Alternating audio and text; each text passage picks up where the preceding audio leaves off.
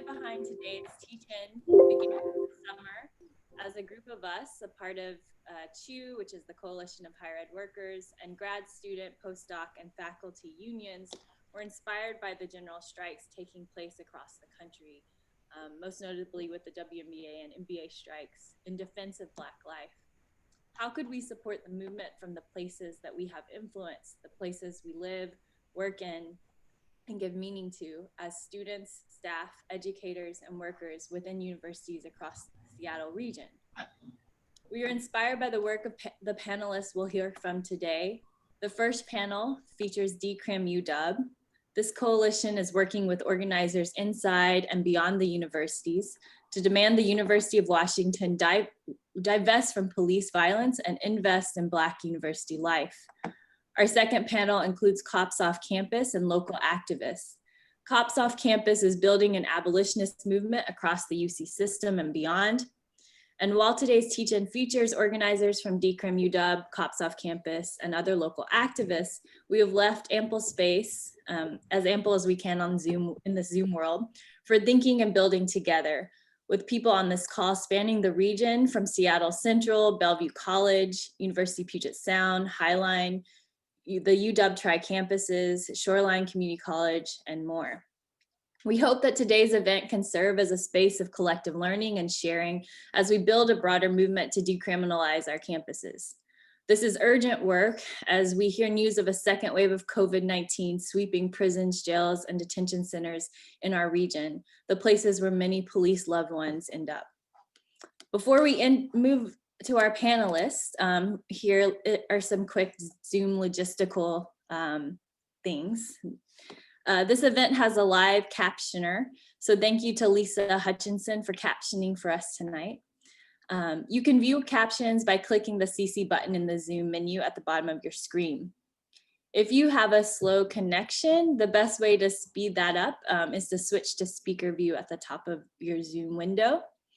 And throughout tonight's teach-in, if you have any questions, you may put these in the chat, and members of our tech team will make note of them and attempt to have these answered by panelists and organizers. I'll now pass our mic to the first panel, organizers working within Decrim UW. That includes Chandan Reddy, Megan Ibarra, Mahalit Mesfin. Thanks, everyone. Hi, everyone. Thanks for the invitation to join you all for this fantastic evening of a teach-in on dismantling armed policing and creating a larger abolitionist vision of which the university could be a part. I am just going to be playing facilitator for this section. It gives me pleasure to say that, let me just mention what Decrim UW is. Decrim UW is a coalition of folks, faculty, staff, students, graduate students, undergrad, and community people who signed a petition that within a day got 10,000 plus signatures, all demanding a set of changes at UW to truly make UW, first and foremost, a place that respects and honors Black lives and Indigenous lives equally, and secondly, dismantles and undoes armed policing in our campus. Decrim UW was started as an adjunct to the Decriminalize Seattle effort.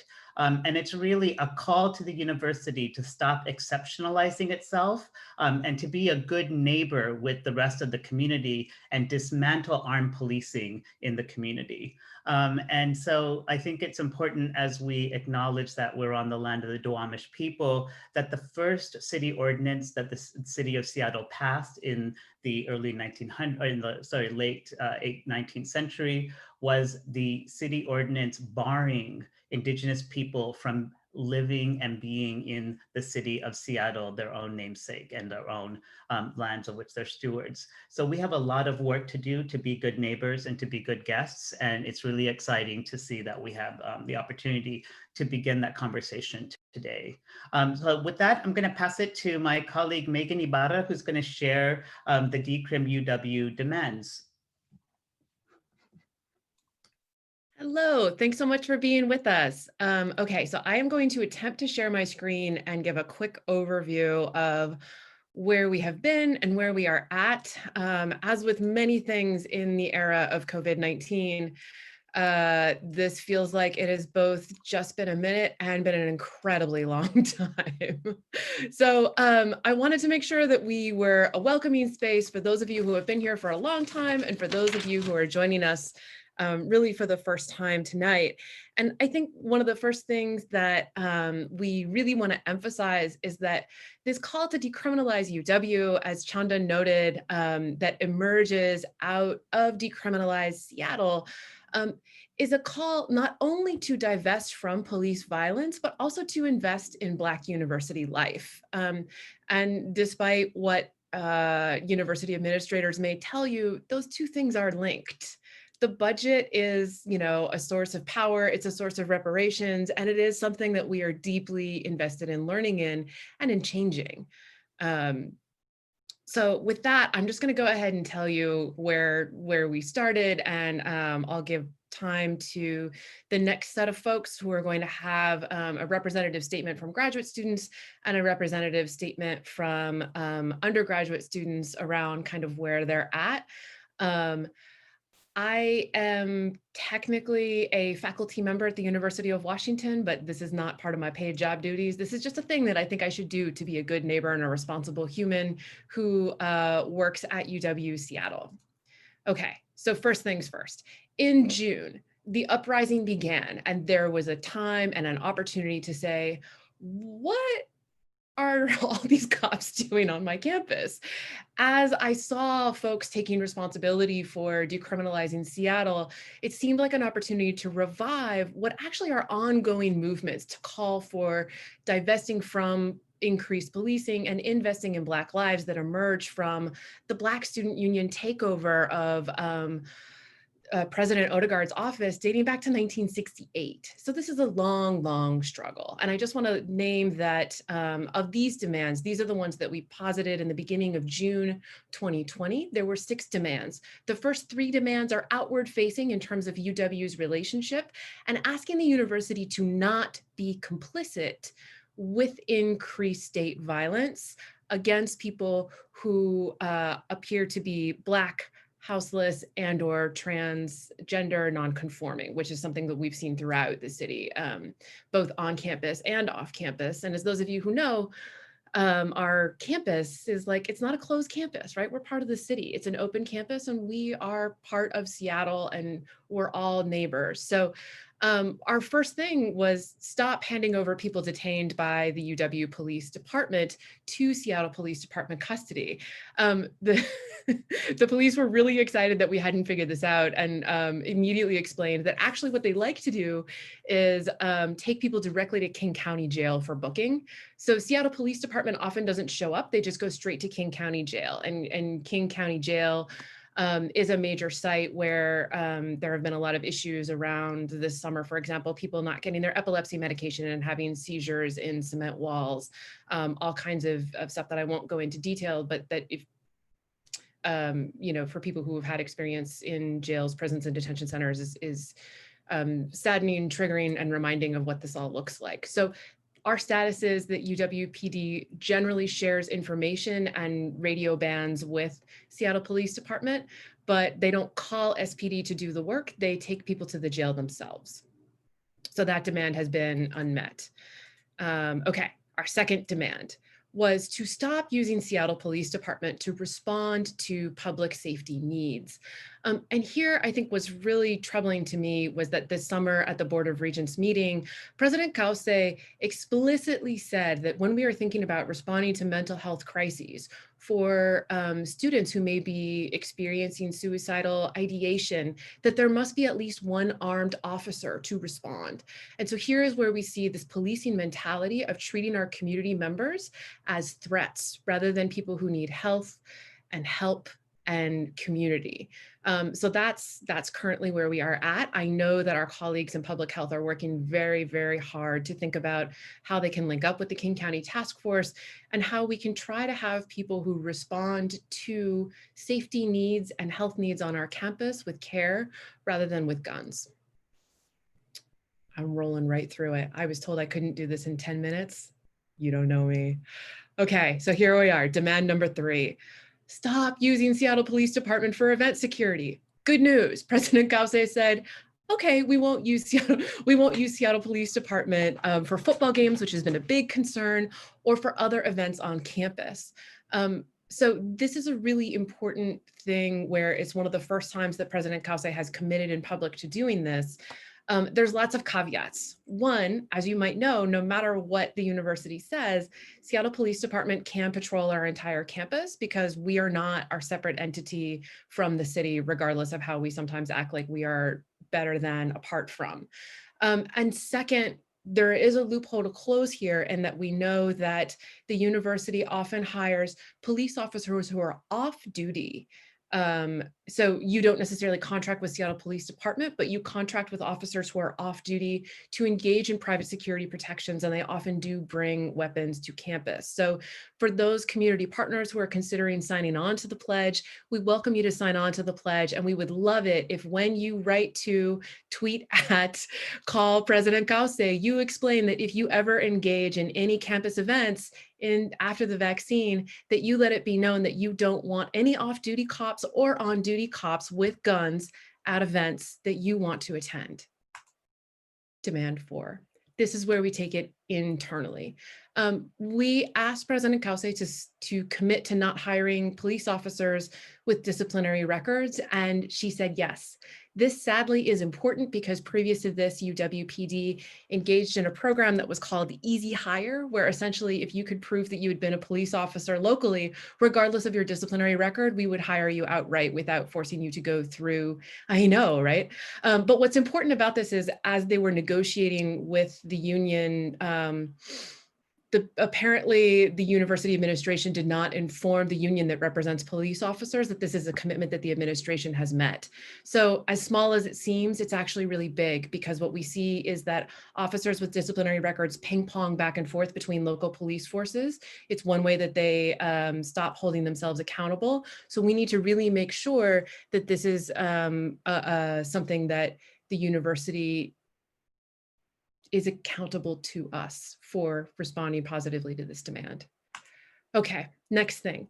Ban the use of police dogs by the department. And this is a demand that emerged specifically from the use of police dogs to harass and intimidate Black student, staff, and faculty members. In the program of global health, this was a concern that was raised by the concerned faculty. The vice president of student life, who you might be like, why is this guy involved? The answer is because our police force, our armed police force, is part of the Office of Student Life. And Vice President Denzel Sweet is actually the boss of UWPD. And they basically dismissed this. They said, we don't care about your feelings because police dogs are trained to sniff out bombs, not to harass you, while completely evading the fact that we know that UW police officers have used these dogs that are trained to sniff bombs to intimidate our community, and particularly our Black community. So that is still a major point of concern, where we can see that, simply put, our Black campus community has been dismissed. Okay. Last one. Here's what we're really wanting to ask you to think about today. Disarm UWPD. So when I did a deep analysis of what this looked like, and by this, I mean campus policing, over 90% of the calls that were logged were for things like bicycle theft after the fact and loitering. It's not a life-threatening thing. And so when cops show up with guns, they're looking for trouble, and they might find it based on who they see. So in September, President Gause committed to reducing armed patrols by 20% by the end of this year. So as far as we know, that should already be happening. But what we're seeing as a response to this is that instead of trying to rethink policing as something that keeps us all safe, we're taking this same mentality where we treat our community as a threat. And instead, we're bringing in lower paid campus officers with even less training around de-escalation. So on the one hand, it's great that we've reduced armed patrols by 20%. On the other hand, 20% is not enough. And what we're not asking for is to take away union jobs and hire other folks. What we're asking for is to disarm the police force as we rethink what life without double policing looks like. really quickly. What's at stake? So UW budgets work on a 2-year cycle. That's why it says biennium here. What I want to emphasize is that from 2011 to 2019, this is the only response to our 6 public records requests that we've received an answer to yet. The policing budget expanded by 39.5%. This has nothing to do with incidents of crime or safety or health at the city of Seattle. This is just more policing for the sake of more policing, 39.5%.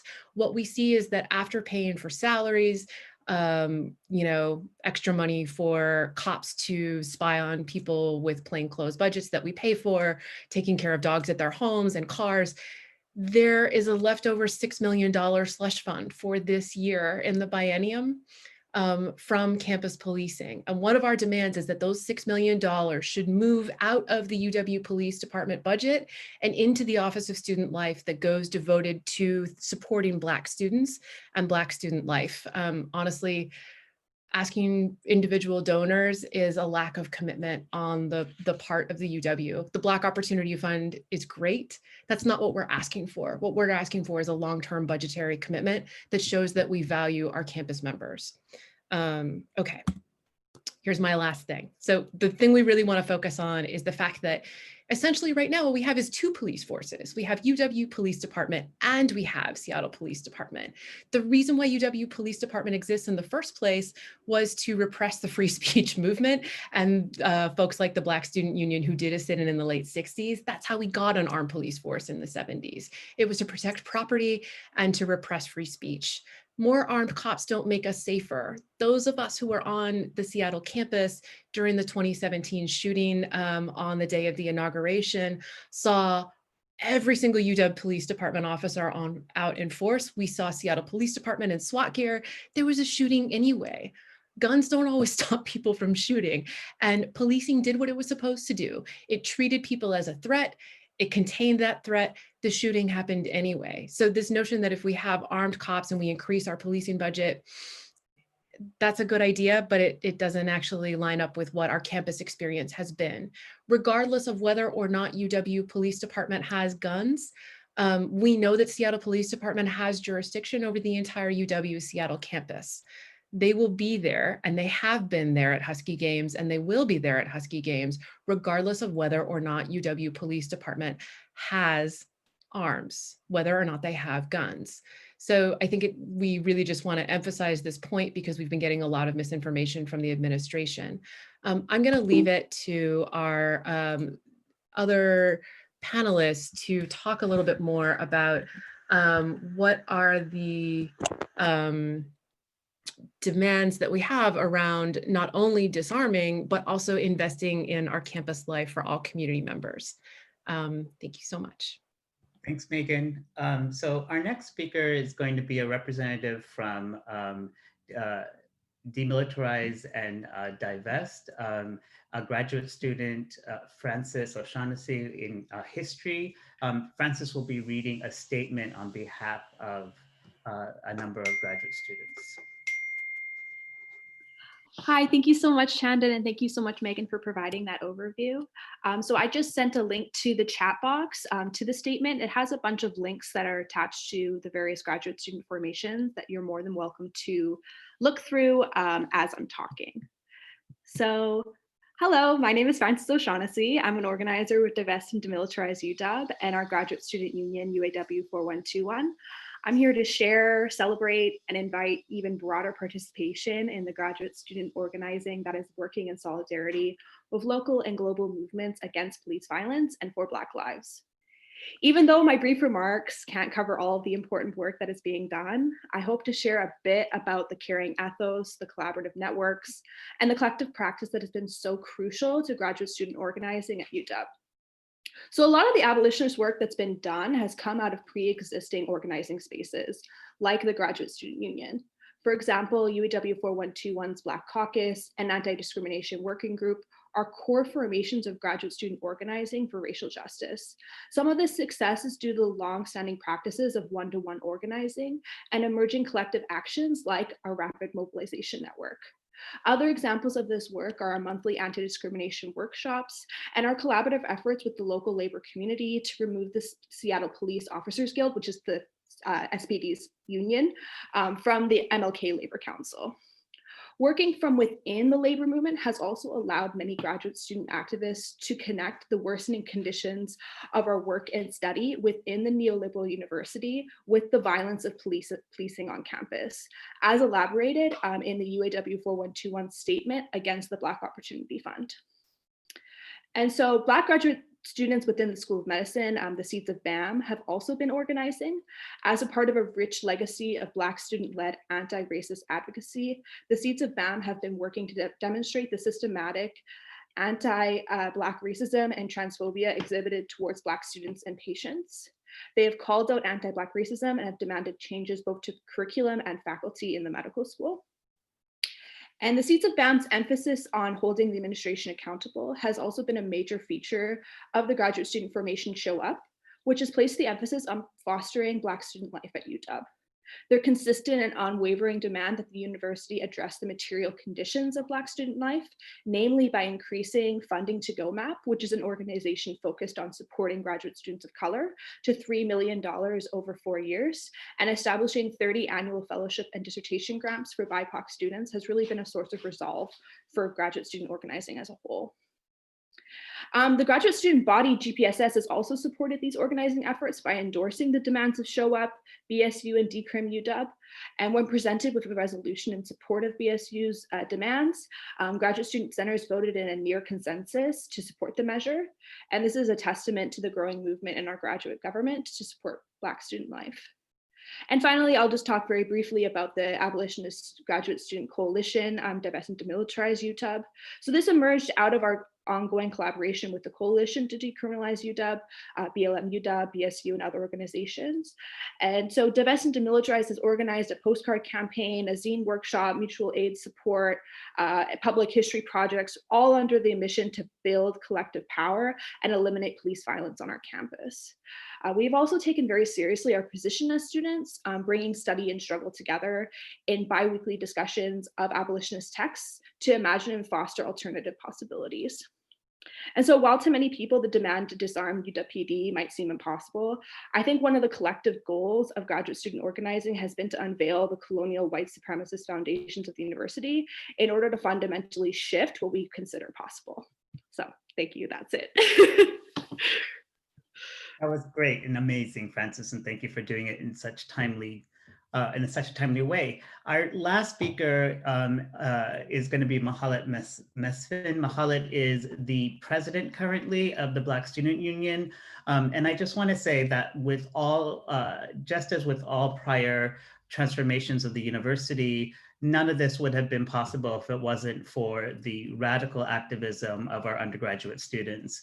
And that could not be more true of the work of Decriminalize. The students, including the BSU, the ASA, the African Student Association, as well as the UW BLM, have been tirelessly working all summer to educate the UW community, as well as the community in the Seattle area, and even did a sit-in of a whole month every single day on campus of transforming campus from its current iteration into a place that supports Black and Indigenous lives through alternative art production. So we're just so fortunate to have these radical activists, and I will pass it over to Mahalet.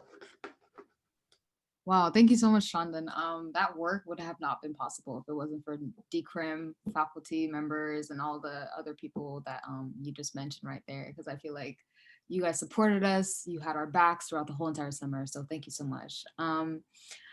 So yeah, I just want to kind of outline where we're at currently. I think as you guys already know, BSU has met with administration and Omri over certain periods of the time during the summer, but we decided to take a break from that this quarter only because we want to make sure that we're getting as much community input as possible, especially just making sure that every voice is heard, because it's often difficult when undergraduate students, especially like just 9, a number of 9 students represent an entire community, and the work and the burdens completely put on us. And we're expected to come through with these meetings and have all the facts, have everything, which we don't. All honesty, we don't. And so in order to make sure that we are not burdened and we're not filled with that need to compensate on the behalf of administration, we want to make sure that we're just, you know, going back to our roots at BSU, and that means reconnecting with our members, and that means really getting a sense of community over Zoom, whatever that looks like. And then in the future, building those connections and networks with our members, and you know, trying, I'm not going to say indoctrinate, but trying to recruit them, at least recruit them into our organizing and into our radical work, because you know, it takes a lot of energy and it takes a lot of efforts. So we just want to make sure that we're taking breaks as needed. But that being said, I do believe that BSU, along with the help of Decrim, UWM, ASA, like everyone we just listed, we have made strides. And it's, I think it's often overlooked, the strides we make, because they're not, the list of 7 demands, I don't know if you guys are fully aware of them, but the list of 7 demands are, they're concrete. We're not going to compromise. It's set in stone. However, it's not going to get complete in a time, like over one summer period. It's gonna, so we think it's best to make sure that when we're putting our energy into something, it's focused and it's direct, and we ensure something is completed thoroughly on one aspect, or like one part of the demand. For example, like the police, the one about just divesting from SPD, and also defunding and disarming UWPD. We want to make sure that we're putting our best energies into that. So that being said, BSU, along with Decrim and everyone else, we are really working towards this like cops off, hashtag the cops off campus like mission, and making sure that we're putting our best efforts forward with that. At the current moment, I do think in terms of just working with administration, BSU's doing good work with the Black Opportunity Fund. So although we have a lot of concerns with that, and I think that's been mentioned a number of times before, we do think that, you know, the fund exists, it's there. It doesn't make sense to ignore the money, but of course we really want to explore alternatives and make sure those alternatives are seen through, right? And make sure that the funds are raised internally and not based on the discernment of external individuals who we don't know at all. So that being said, I think just like being in that room and being present and making sure like we oversee where these funds go is really, it's really, really important to make sure that that Black students, faculty have a say in that. So that, and then also Faculty Senate, that's been a huge thing that we've been working on as well. We've been working to connect with a number of Faculty Senate members. I believe we're working with the head of Senate, but I want to certify that. But we have been exchanging. Can I just, are we talking about the diversity credit? Yeah, diversity credit. Yeah, yeah. I was about to specify that. Thank you.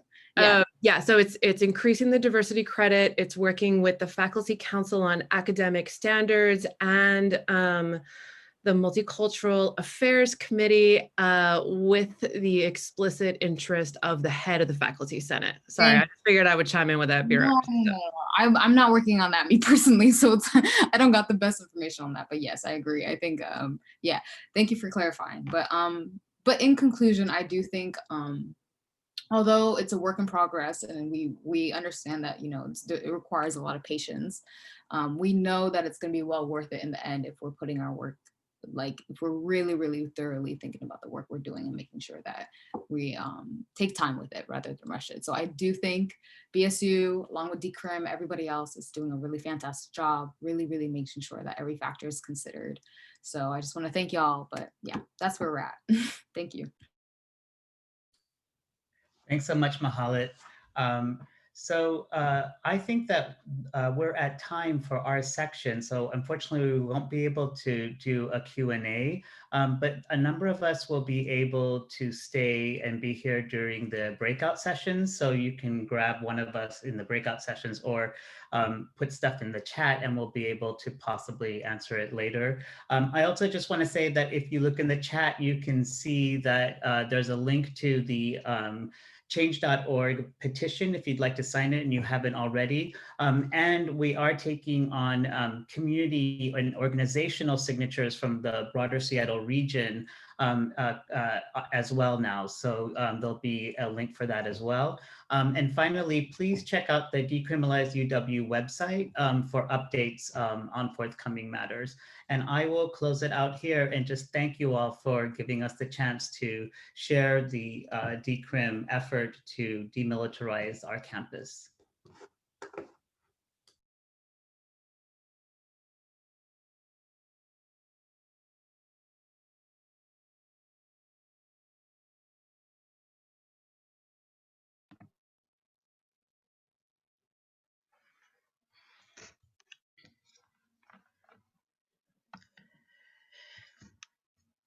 Good evening, everyone, and welcome to the second panel for this evening's teach-in. I'm so honored to be here. I'm a prof here at University of Washington, and I'm a member of Decrim UW, as well as concerned faculty who have been working for a long time on divesting from police violence and investing in Black communities here. It's really exciting to connect our campus work to the work of other campuses and to people around the whole globe, from Palestine to Nigeria to Kenya to Colombia, who are working to change the dynamics and abolish policing as we know it. I am honored to be hosting here for this panel two speakers from the University of California, Los Angeles, from the Cops Off Campus movement, S.A. Smith, and I hope I'm pronouncing that, Smith? You had it right the first time. Smythe, and Nick Mitchell, welcome. I wanted to start off by just reading a tweet before you jump in that is on the website, and you can go to the Facebook page for Cops Off Campus, and it says, I quote, "Our ethos can be summed up as ACAB. We are for abolition, in solidarity with the COLA, which is the cost of living adjustment movement that started at UC Santa Cruz with graduate students going on strike. We are in solidarity with the COLA movement, practically focused on anti-police and anti-racist action and reaching for a future beyond the colonized and capitalized university. I welcome again S.A. Smythe and Nick Mitchell from UCLA. Cops Off Campus movement, we've asked them very simple questions to respond to what's the movement like at UCLA? What were your demands and strategies? And what organizing advice would you have for other campuses that are joining this movement? And I think since one of our panelists is down for the count with COVID, we have about 7 minutes for each of you. So welcome. Thank you for making it. I'm really proud to be on this panel beside you. And there'll be 10 minutes for questions at the end before we go into small groups. So whoever would like to begin. I think that's SA deferring to me. I saw the hi everyone. I saw the side eye. We're on different parts of the state, so I felt the side eye over here. So thank you so much for having us, and thank you so much for your work, and thank you so much for this opportunity, both to talk with you and just really to be able to drink in some of the amazing organizing that you've been involved with. This is not an easy moment in which to organize, and so the persistence in doing so is admirable and really inspiring. So I'm Nick Mitchell. SA and I actually, we go back. SA is at UCLA. I'm actually at UC Santa Cruz. But we both actually go back. Apologies. Welcome, California. We got the coast represented. it's a weird state. And so I think I'm just going to give a little bit of an overview, and SA and I can pass the mic. But so SA and I are both faculty members of the UC Cops Off Campus Coalition, and I'll just give you a little bit of background of how that coalition came into being most immediately. So as many of you know, at UC Santa Cruz this past year, starting in in December 2019 and moving into February 2020, there was a graduate student strike, a graduate student wildcat strike in fighting for what they called a COLA, a cost of living adjustment. And so the strike started out as a grading strike, and then it escalated in early February 2020 into a full labor stoppage with the picket line. And so one of the things that we saw immediately once the full labor stoppage began was, first of all, the emergence of an incredible coalition of faculty, graduate students, and especially undergraduate students showing up in solidarity with graduate workers who were in the process of protesting unlivable conditions in Santa Cruz. Our graduate students, basically, it's regular for our graduate students to pay 50 to 70% of their monthly income just in rent, and the cost of living beyond that is astronomical. So it's effectively impossible to be a graduate student at UC Santa Cruz unless you are independently wealthy, without either going into serious debt or being in food insecurity constantly. As well as other forms of insecurity. And SA and I both know something about that as well, having both gone to UC Santa Cruz as PhD students. So in the context of the COLA movement, there was a really exciting coalition that emerged, but there was also massive repression. And once the picket line escalated, we saw really on the first day of picketing, the university sent out what appeared to be hundreds of riot gear clad police to attempt to intimidate and crush the protest. We saw those cops every single day that week. We learned later that our administration had invested about $3.5 million in policing just the first couple weeks of the protest. But the solidarity in light of that we saw kind of nationally and internationally was amazing. And a group of faculty within the UC system started organizing regularly across campuses to try and build solidarity, because many UC Santa Cruz graduate workers were dismissed from their TA positions for striking, to basically form a solidarity formation throughout the UCs. That solidarity formation continued even as the strike came to a close in late April and early May. And in the wake of the murder of George Floyd and innumerable others in late May, what had been a COLA Solidarity Coalition shifted decidedly, and kind of found a new way of framing the basis of our solidarity as an abolitionist group. And that sort of became the basis of the UC Cops Off Campus Coalition.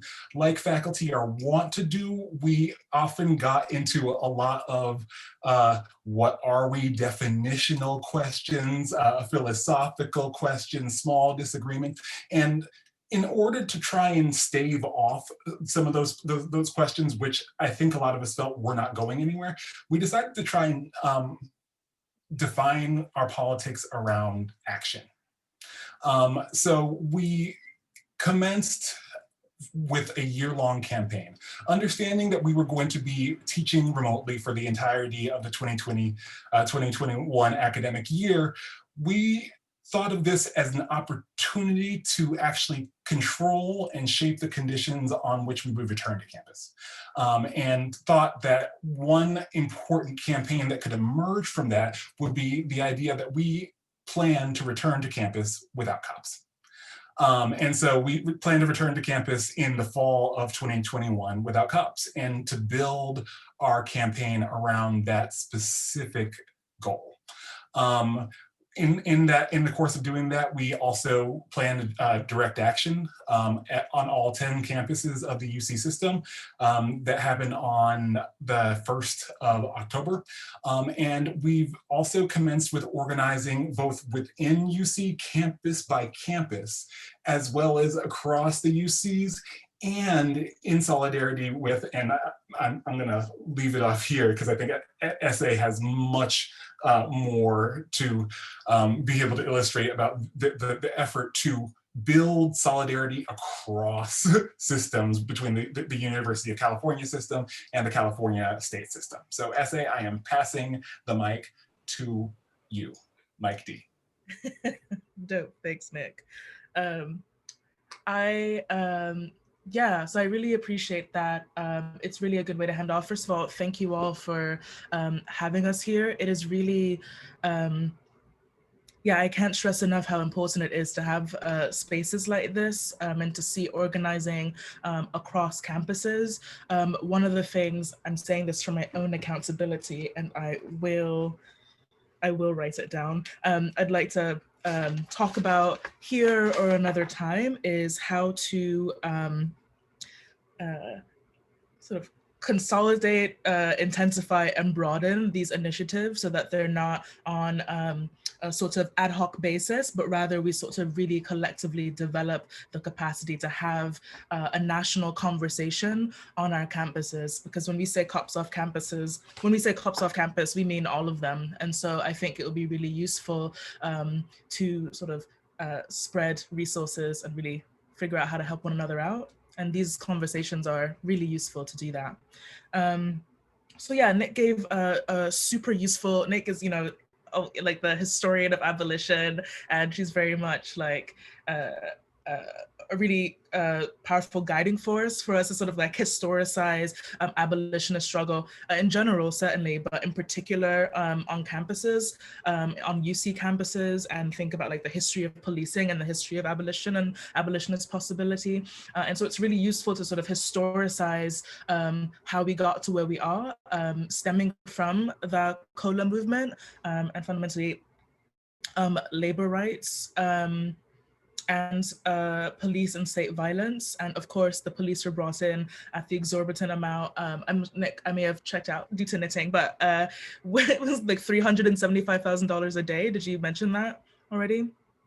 I think it was $350 a day. Yeah, every day. Oh, so it's a little bit less, like a discount. And that's outside of the permanent budget. Right. So outside of the policing budget, $350,000 a day to bring external police to repress, to repress the COLA movement that Nick was talking to us about. And so we readily see the relationship and the occasion for solidarity happening along class lines, racial lines, which are also class lines, and how state repression sort of impacts us in terms of labor struggle and rights to education. And this is a public, it's important to remember that we're a public institution and sort of to reclaim the public, as we're also a land grant. University of California is also a land grant institution. So we're thinking about like public lands, public education, and sovereignty and solidarity sort of all together. And the COLA movement really did a lot to highlight for us how those things converge. So too, as Nick was saying, we have been working as a Cops Off Campus formation, which both has campus by campus chapters, which collectively did work to mobilize statewide on October 1st for that day of action that triggered a really delightful, heartwarming solidarity movements across the nation, right? Coast to coast, there were people who were taking up, groups who took up the 10-1 as a day of action.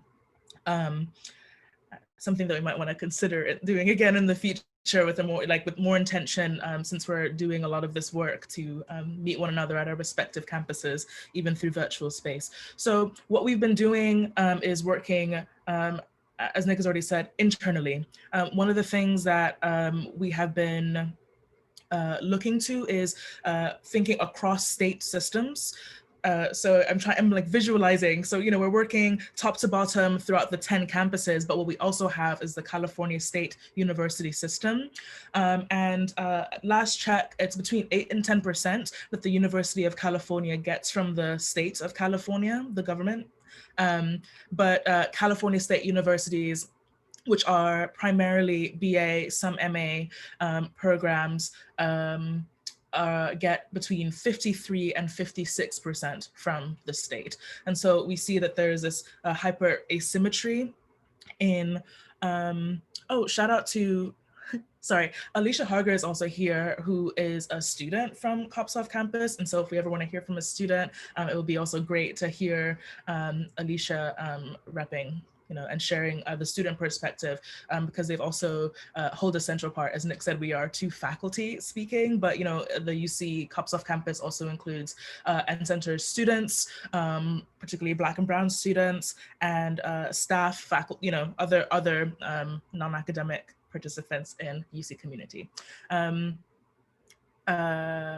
Sorry, I lost my train of thought. Oh, right. So because of the different amounts of state funding from the state of California, there are also other asymmetries, right? So where we are making, as UC Cops on Campus, the claims to coming together from this COLA movement, there has been also a similar and long history of the racialized and more working class, more commuter campus, more system impacted, including formerly incarcerated students throughout the California State University system. And they also triggered, in concert with the 10-1 movement that was national, also joined up and said, hey, well, we want to have a 10-1 action too. We're 23 campuses. We have the CSU Abolition Network. How do we get involved? And that was a really pivotal moment. It happened, just a couple of weeks before 10-1, but it was also a moment of reckoning for us.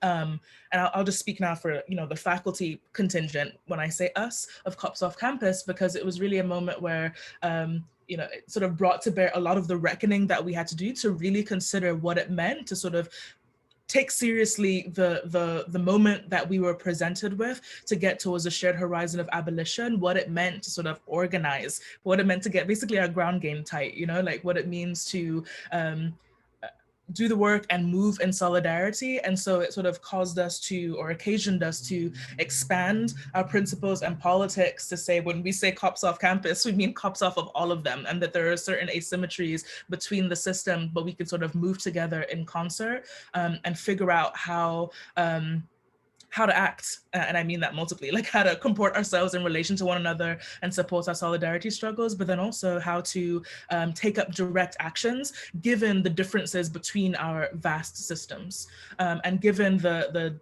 different levels of the different impact of the state on our ability to sort of effectively run or not a campus.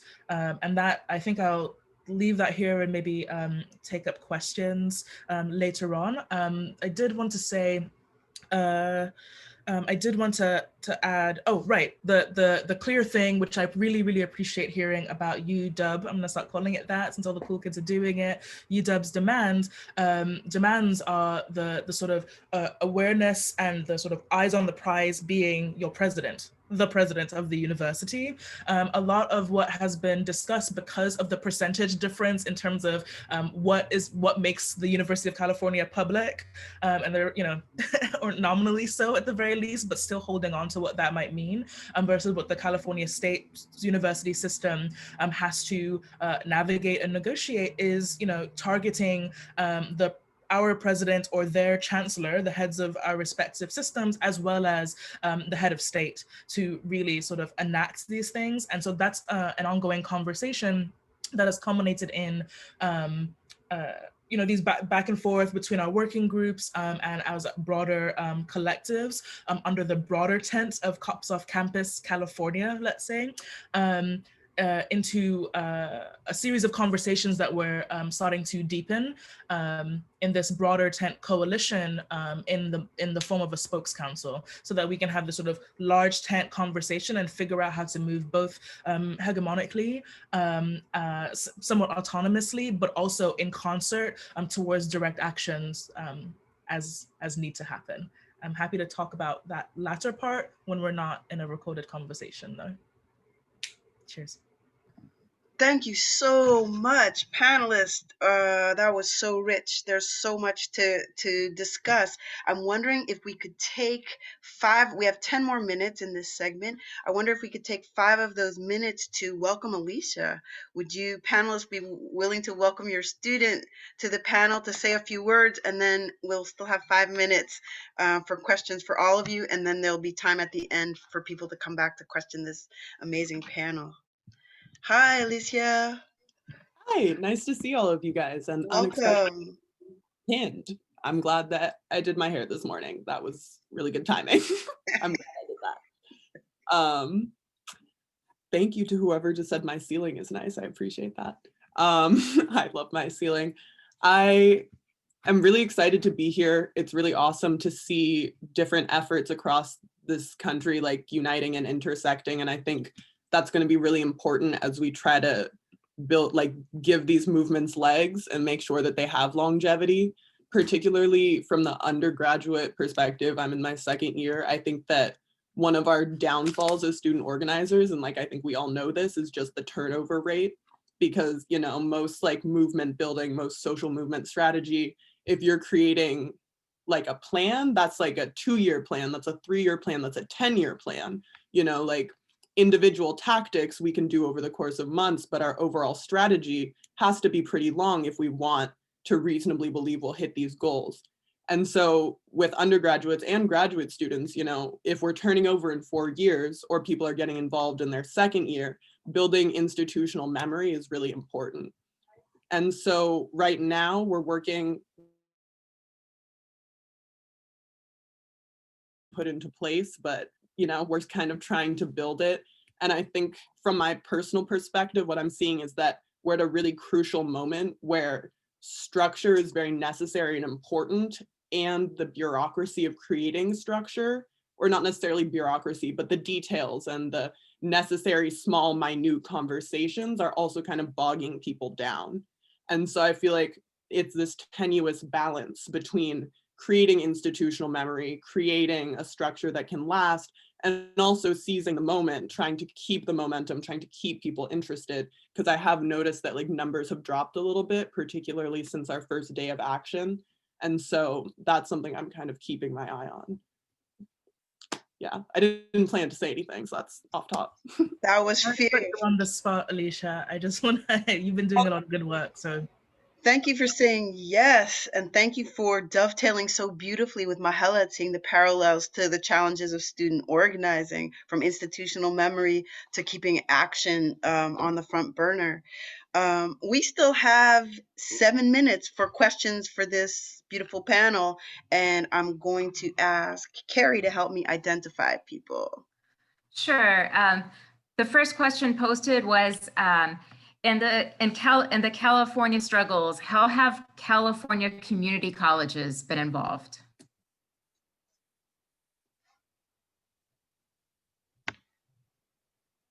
So the primary front on which our operations have been unfolding have been on the CSU and the UC level.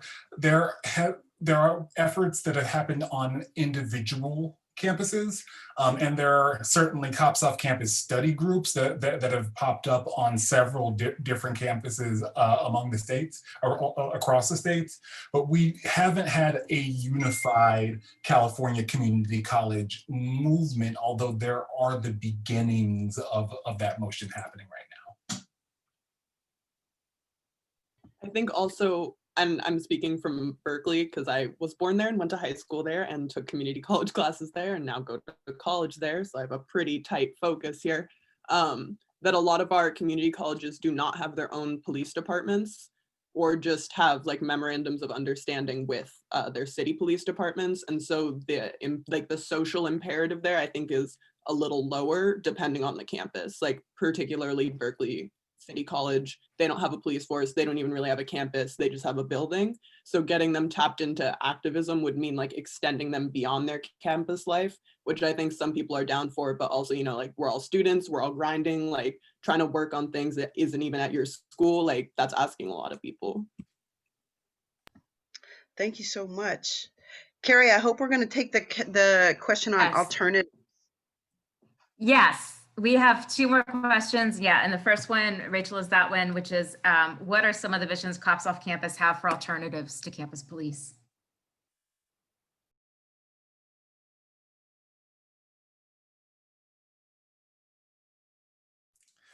Okay, SA and I are going to stare each other down. So I think our alternatives to campus police are our students thriving, and students not having tuition.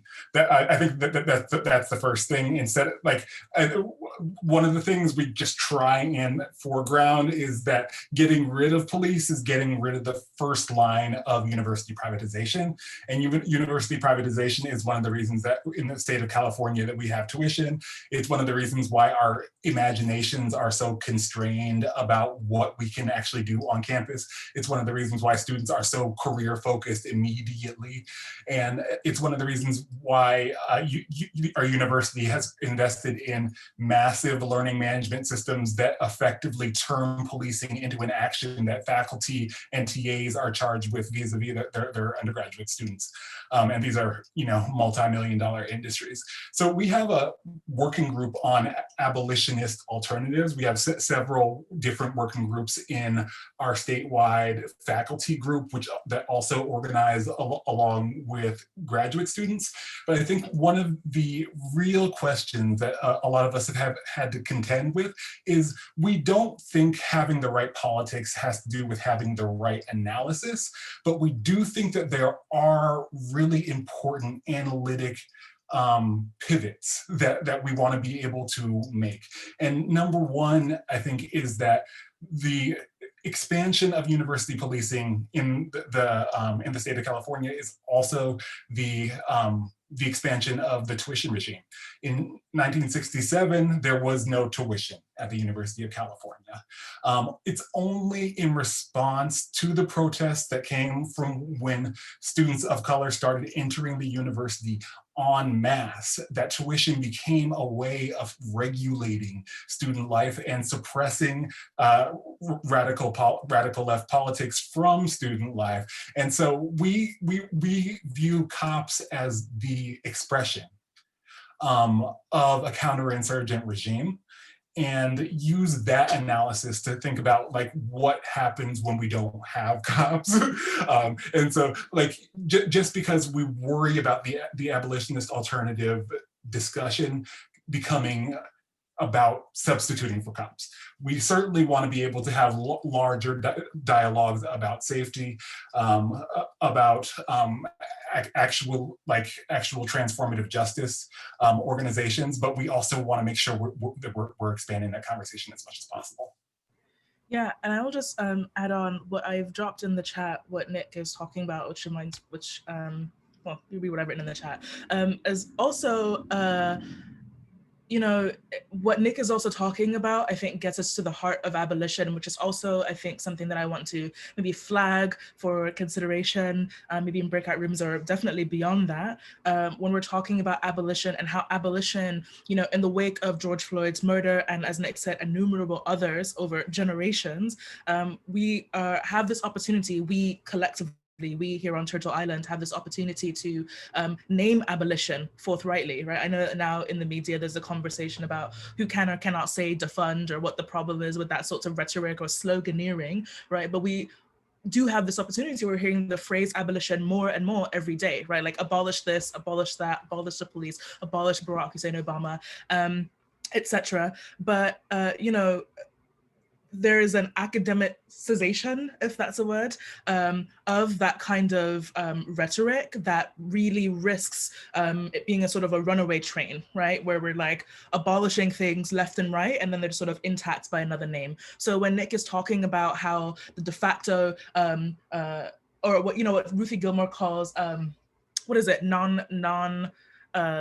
Non-reformist reform. Non-reformist reformist. It's like non-police police, basically. You know what she's talking about. Oh, it's called non-sworn cops, is what Ruth Wilson Gilmore talks about, right? Where that's effectively what faculty under the auspices of Title IX and other things on campus, other policies, were de facto made into police non-consensually, non-sworn officers.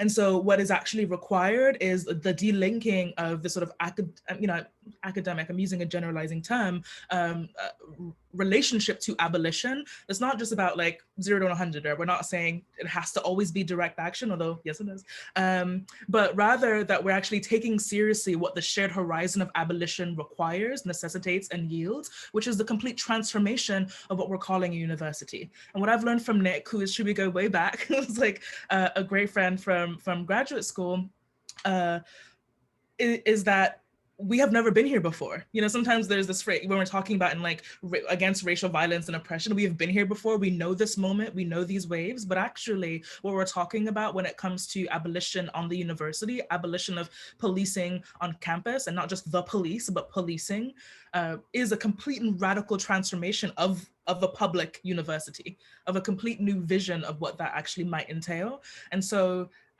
yeah, sorry if it's been said before, Nick has just said it, but I do want to sort of stress that point that that she was making in terms of, you know, abolition alternatives also require like not an alternative, but like an otherwise worlds and a complete otherwise system and structure of possibility, that we're not dealing in parallels or even terms that have ready-made cognates when we talk about being new people and being in new like modes of relation to one another without police. Yes, other world, we will be other people. That was beautiful. I think if we had I was going to ask a question about how we take this analytical pivot and push back against the centrist and right democratic discourse right now that's trying to undermine what's happening, as you called sloganeering. So that was beautiful. We can't, if we begin to actually address abolishing police, we cannot actually be a university in the same way. We cannot even be the same people in the same way. That is phenomenal. That was beautiful. I want to thank this panel. It was amazing to have you here. We missed having our panelists from Indiana University who would have given us another view, but this has been spectacular. Thank you, Alicia, for jumping in and bringing the student perspective. It was necessary. And thank you so much, Essay and Nick, for the brilliance. And I'm going to be joining your chapter. If we don't start one here, I will be at your next meeting. So thank you. Thank you for that inspiration. I don't know if we get the honor of having your presence in our breakout rooms. I hope people got to ask you questions. And if we don't get to ask you questions after that, people hopefully could feel free to connect with you. And what would be the best way to do that? I'm going to say, please follow the Cops Off Campus campaign. Oh, let me turn off the... please follow the Cops Off Campus campaign at UCFTP on fairly all the things, Twitter, Instagram, Facebook. Also, if y'all want to reach out to the faculty of Cops Off Campus, that is ucwideabolition@gmail.com. I'm gonna write it here. But then also we, Alicia, maybe you wanna drop the student email address that I don't know offhand. I feel like it's just like UC Cops Off Campus. It's UC Wide Abolition @ for faculty. Oh, I put that in the chat. UCwideabolition@gmail.com. Oh, great. And then, Alicia. Yeah.